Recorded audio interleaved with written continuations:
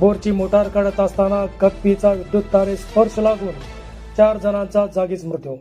तुळजापूर तालुक्यातील मौजे केशेगाव शिवारात बोरची मोटार काढत असताना विद्युत तारेचा स्पर्श झाल्याने 4 जणांचा जागीच मृत्यू झाला. शनिवार दिनांक 27 डिसेंबर रोजी दुपारी 1:30 वाजण्याच्या सुमारास केशेगाव शिवारात ही घटना घडली. याबाबत सविस्तर वृत्त असे की मौजे केशेगाव येथील शेतकरी गणपती साखरे यांच्या शेतातील बोर मधील मोटार काम कप्पीच्या सहाय्याने सुरू होते. यावेळी कप्पीचा स्पर्श महावितरणच्या जिवंत विद्युत तारेत झाला आणि संबंधित काम करणारे काशीराम कोंडेबा फुलारी वय वर्ष 54, रतन काशिम फुलारी वय 16 वर्ष, रामलिंग नागनाथ साखरे वय 31, नागनाथ काशीनाथ साखरे वय 55 वर्षे सर्व राहणार केशेगाव तालुका तुळजापूर यांचा तीव्र विद्युत धक्क्याने जागीच मृत्यू झाला. मृतांमधील रतन फुलारी हा इयत्ता 10वी मध्ये शिक्षण घेत असणारा विद्यार्थी होता.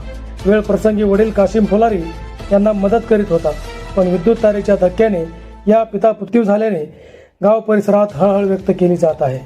मृतांमधील कासिम व रतन हे पिता पुत्र असून नागनाथ व रामलिंग हे देखील पिता पुत्र होते. विजेच्या तीव्र धक्क्याने चौघांचाही जागीच मृत्यू झाला असल्याने केशेगाव व परिसरात शोककळा पसरली आहे.